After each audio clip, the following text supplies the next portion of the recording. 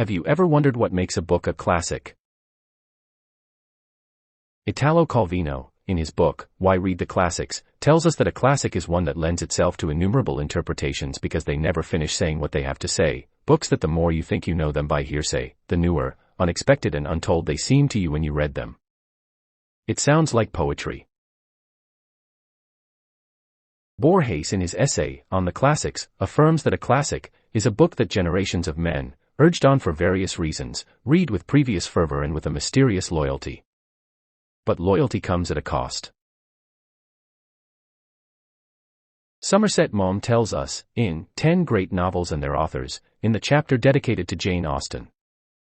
What makes a classic is not that critics praise it, teachers explain it, and study it in schools, but that a large number of readers, generation after generation, have found reading it pleasure and spiritual benefit. I have not yet found someone who truly enjoys The Divine Comedy by Dante Alighieri, but many enjoy Boccaccio's Decameron. But it is true that sometimes the popular survives time and becomes the classic. After all the Odyssey and the Iliad apparently endured, thanks to the spoken word later collected by a certain Homer, which means that they were very popular stories and very liked by their public. And then there is the question of why they endure. And one more interesting, how many actually read them? And I want to ask it with emphasis, really, how many read, to cite an example, In Search of Lost Time, by Marcel Proust. In Search of Lost Time is perhaps the greatest novel written in the 20th century, by extension, at least, longer than Tolstoy's War and Peace, which is really saying a lot. Many, if not all, those who pretend to be literary connoisseurs claim to have read it. I have survived 2 of the books, it is the only thing I can say in my favor. But how many have read it in its entirety, or at least partially? It has 7 volumes, approximately 4,215 pages, which may vary depending on the edition, and totaling 1,267,069 words, in their original language, which is French, and which may also vary depending on which language it has been translated into. Add to this the difficulty of dealing with what is known as the stream of consciousness, through pages and pages, and word after word, the reader will face an incoherent thread of thoughts, images, ideas, or simply words that reflect the mood and spiritual state in the thoughts of its protagonist, together with repetitive passages, which emerge cyclically.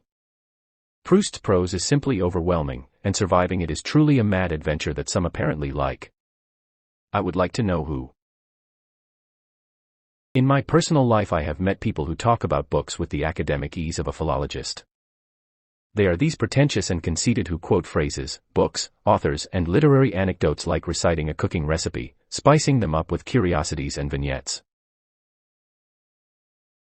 Many times I ask them if they have read the Ulysses, by James Joyce, and when I get the desired response from the literary man, I quickly tell him a brief passage from the book, one well hidden among its pages, and of which no one has referred in any chronicle, literary criticism, or academic reference, adding, mischievously, some blackberries of my harvest. It doesn't take long for the fish to fall into the trap and bite the piece. Yes, the guy of the occasion has read the passage, that it does not exist. There are many classics, very many, that the connoisseurs, the trifle experts and literati have not actually read. Joyce, like Proust, and many times even poor Tolstoy himself are mentioned in hundreds of lists, in thousands of articles and blogs on the internet. I am not making it up if I say that 90% of those who speak of Joyce's Ulysses have never really read it, and are limited to knowing by synopses or third parties' references. Joyce's little book seems to be the key piece in the intellectual power of these characters. There are many that can be called classics. Why is Kafka's Metamorphosis a classic and Stephenie Meyer's Twilight is not? Kafka was not popular while he lived, and even today many people know him because he appears in the literary program of many educational systems in the Western world. But, really, how many have read it without having to? And most importantly, do they really understand the Czech stories? The Castle, the Judgment, the same Metamorphosis are very obscure stories, difficult to understand. Do young people of today read it? Unlike what you think, young people do read. Polls show it, the problem is not that they do not read, but the quality of what they read. However, ask the same person if they have read The Count of Monte Cristo, and the answer may invariably be yes, or at least he knows an abbreviated version of it. Sometimes the reality is that that person has only seen the last movie based on that book, unfortunately. Alexander Dumas rarely makes the long list of classics, however, Marcel Proust always appears. Sometimes it is quite annoying to see there are readers who have the hypocritical claim they have not wasted time reading Dumas, or Agatha Christie, or Stephanie Meyer herself, and yet they speak of Proust's In Search of Lost Time. I have the suspicion that they read more to the former than the latter. There is nothing wrong with reading Dumas or Mrs. Christie, and there is nothing wrong with reading E.L. James with her 50 Shades of Grey either. Just because a book is a classic does not mean that it is popular today or, at least, not even entertaining to read. Sorry, Joyce, but Ulysses is not entertaining at all, and yet I encourage many to try to read it, because it is important to know what experts call classic. I do believe that not even Joyce himself felt much happiness writing it. And yet, that Ulysses is not the most intricate to read. Try Finnegans Wake, and you'll see what I mean when I talk about Joyce's unhappiness. Finnegans Wake was created by Joyce over a 17-year period, written in an idiosyncratic jargon that combines fables, words and idioms invented by Joyce himself. It is literally a hieroglyph, and has been listed as the most difficult book in the Western literary canon. Those who hope to believe that Ulysses is far from that gibberish are wrong, but Finnegans is a home run with the bases full and without leaving the batter's box. At the other extreme are the books that constitute the classics that we are scared of in the study programs in our schools, when we are students. They impart them to us in such arid and unsympathetic way that we decide to forget them for the rest of our lives, but if we gave them a second chance we would find them interesting, entertaining, and we would even confirm them as truly classics. Cervantes's Don Quixote is one of them. Yes, they are 2 volumes, and they deal with the crazy adventures of a happy mad gentleman, and although in its original form it is written in archaic Castilian Spanish, it is a very nice, entertaining, and wonderful book, if we can find it in an edition in which its language has been transcribed into the modern language we speak today. Despite the doubts, these editions do exist. Read it, please. It is the same with Shakespeare. No one can say that Romeo and Juliet is a boring story, or the inextricable Hamlet itself, but we must give Shakespeare the opportunity to interest us. You have to give the classics a second chance, and even a third. Dostoevsky wrote his novels in the second half of the 19th century, and some are long like The Brothers Karamazov, and others short like The Gambler, but all of them are intense and interesting. There is nothing more modern written that can exceed the intensity of Crime and Punishment. From the first pages Raskolnikov's wishes, vicissitudes, and sufferings burn, the writing is so passionate and intense that we find it difficult to separate from the book. How many bestsellers today have the intensity and timelessness of Dostoevsky? Very few. Of course, it is too pretentious to say that all the classics have been read, or that it is essential to read them all.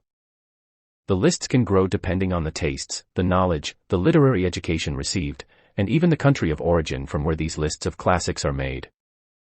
There is also the case of one-book classics. Let me explain. Gustave Flaubert appears on all the lists of classics to read. Anyone can venture online and find that Madame Bovary appears in all of them. Madame Bovary is one of those great novels that deserves the second chance of the classics I was talking about before. It inspired the name of a disease, Bovarism. Flaubert wrote it based on real events that occurred, and it has been a symbol of the awakening of feminine consciousness from the moment of its publication, and that despite the fact that Emma Bovary's struggle is totally individual and instinctive. Flaubert, however, also wrote Sentimental Education, a novel that enjoys a great reputation among many literary critics, but whose protagonist is such an insignificant, tedious, and bland fellow that it is practically impossible to care what he is doing. The result can already be imagined: no one is interested in reading the book. This dichotomy between what critics consider good and what readers read, or want to read, is a phenomenon that is not new, it has always existed. Thomas Mann's The Magic Mountain, a renowned classic in its day, and even long after, never managed to be in the hearts of a wide mass of readers. Thomas Mann has the fascinating ability to be an intellectual with a culture so immense that it is capable of boring us. Today there are critics who assume Mann's classicism with caution, not precisely because of the possible literary faults in his work, but because some issues exogenous to it. There have been occasions when critics and the public have coincided, as is the case with Virginia Woolf, one of the greatest figures of the modernist movement within the genre of the novel, and an important figure in the world feminist movement. Mrs. Woolf was popular, and highly applauded by the holy quarters of literature. It is not a very common case, but it has existed. There are also books that have received high esteem from the public and critics. Some have disappeared from the historical memory of literature, and others have risen to the category of classics. Mary Johnston's To Have and to Hold was the best-selling book in America in 1900. Doesn't sound like much to you, does it? Of course not. It is an old book, another one that time has decided to forget. Literature may seem like a fickle lady, but when it delivers its verdict it is final and brutal. Both Hamlet and Don Quixote were also great successes from the first day of their publication. But they have not been forgotten, and are still included in all the lists of the classics. But what does good mean when we talk about literature? Or, more specifically, be good? We are so used to pontificating about good and bad, from our tiny one-man pulpits that we often forget the difference between something being good, or bad, and something appearing good or bad to us. Being is not exactly the same as appearing. Perhaps we should, in the name of our love of reading, develop a double criterion. That of knowing if that book is good or not, and that of whether it seems so to us.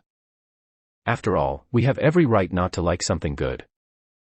Another thing is to be aware that this subjective opinion does not diminish its quality, no matter how subjective the literary quality is. For example, Joyce and Proust bore me, although I would never risk saying that they are bad authors. Joyce had a profound influence on literature, and despite his difficult books, with a truly objective sense, I can understand the impact and significance of his works. And Proust, well, I had to impose the daily obligation to read a strict number of pages to finish it. I can understand its importance in literature, but that does not prevent me from getting bored and not liking it. Speaking of boredom in literature, I cannot fail to mention Jane Austen and her excellent novel, Pride and Prejudice. A classic that, even today, inspires reading, even in Hollywood. I call Pride and Prejudice the novel of boredom.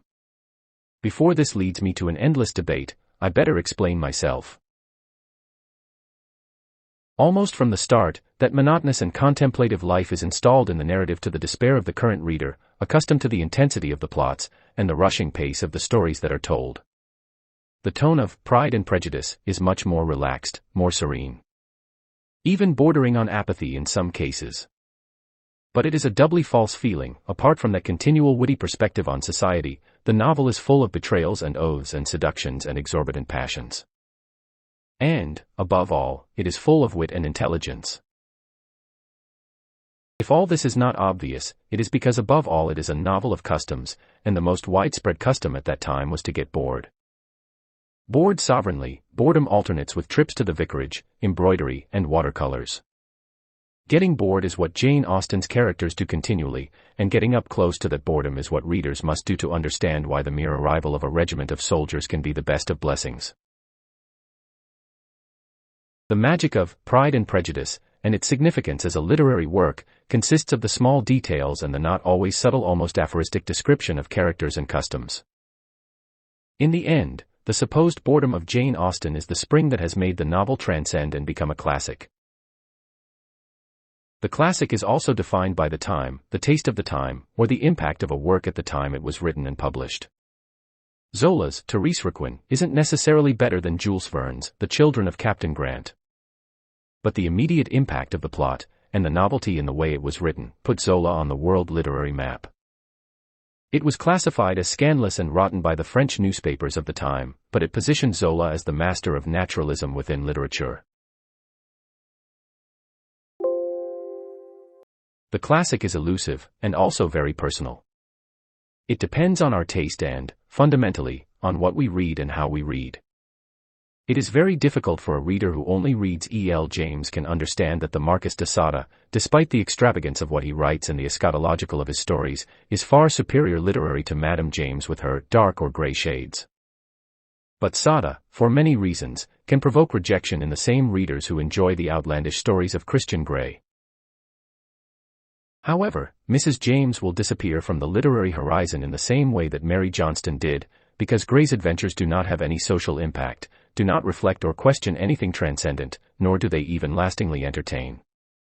They are childish exercises of repressed mediocre souls, written in a hole as banal as it is bland, but launched on the market thanks to the wonder of the internet and the cultural flattening of the new generation of readers. It is what I spoke about the quality of what is read today. In 2013, a survey, published in the British press, found that 62% of British readers lied when saying they read the classics. These are the books that the British supposedly claim to have read, but did not really.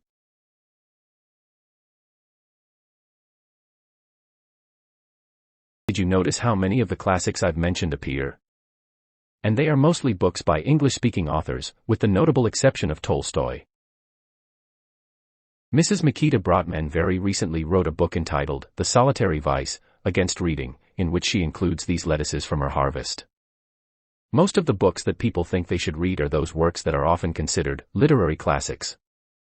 These have a reputation that they are difficult to get into, but it is important to remember that most of the classics were written for a time very different from ours. Boy, you don't have to be Einstein to find out that's exactly what makes them classics. Come on, you don't even have to go to Oxford as she did.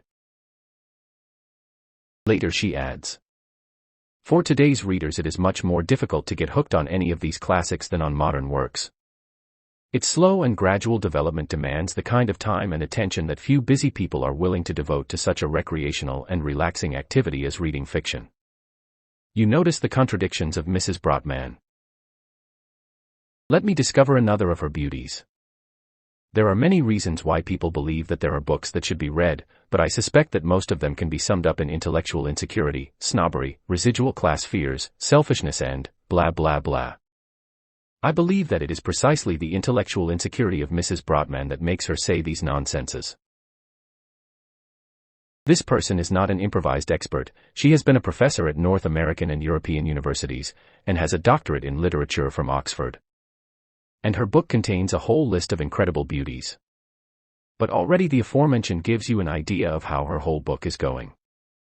Mrs. Broadman mentions, very in passing, how difficult to read Russian literature, or any other that contains names that are difficult to read. That is to say, she eliminates almost all the literary endorsement that does not contain names with English roots. Let me name a few: Tolstoy, Dostoevsky, Chekhov, Pasternak, Ajmatova, Bulgakov, Grossman, Gorky, Solzhenitsyn, Turgenev, Gogol, you name it. Masters of literature are condemned by this scholar, really. The opinions held by this scholar are not uncommon, and are recorded daily among millennials, more accustomed to sticking their eyes to the screen of a cell phone, or an iPad, than to of a book. And it is not strange to see, especially online, how many people prefer to go to see a film, based on a literary work, blindly. Even worse, they confess not wanting to read the original work, neither before, nor after the version, adaptation, or whatever happened to the poor work on the movie screen. And young people today, like Mrs. Broadman, do not want to waste time separated from their cell phones. And the movies, light, fast, with a lot of action and well chewed, to digest them quickly. What is clearly true is that we judge the books we read by our own biases and our own standards of behavior. And I think Mrs. Broadman is a paragon of insecurity, selfishness and fear. How did she say, residual class fears? A perfectly written phrase to make an impact in academic circles. However, there are some authentic notes in a few lines of her unfortunate book, and that can sift to some novels, and authors, who have been responsible for surviving in that category of classics. I mean Herman Melville and his Moby Dick. It is questionably the strangest book I have ever read, and even in the face of a true hieroglyph like Finnegans, Melville is still a really tough stumbling block to survive. The The book has, in my opinion, the most brilliant and extraordinary beginning in the history of world literature, and could only be written by someone who had the most adventurous life imaginable. And, without a doubt, it had to be written by someone who has made himself the most self-taught of writers who ever lived. If Mrs. Broadman's views on the classics seem to be true, it is thanks to the existence of a book like Moby Dick. After the most spectacular start, Melville painfully plunges us into the most insane torrent of words and more words, adjectives and all kinds of the most bombastic adverbs he himself could have found in a dictionary of his poor lifetime. Surprisingly, the characters, despite being so described, manage to survive Melville's unfortunate adventure and are unforgettable, like their names. I have not found anyone who has been able to solve this man's traumatic literary adventure. Not even Somerset Maugham. Don't get me wrong. The book is magnetic, but at the same time overwhelming, mysterious but vulgar too many times, deeply intense and boring at the same time. It is difficult to read, but you love it, all of this at the same time. And yet it is a great novel. How to explain this? Perhaps Melville, like Joyce or Proust, can argue that one does not do them justice if we do not admit they have the right to demand something of their readers. They have the right to demand their readers have the small amount of dedication it takes to read a book of hundreds of pages. They have the right to demand their readers have sufficient imagination to be interested in the lives, joys and sorrows, tribulations, dangers and adventures of the characters they have created. And if a reader is not able to grant something of himself to enjoy their novels, he will not be able to get the best of them. And if he cannot do it, it is preferable than that he does not read them.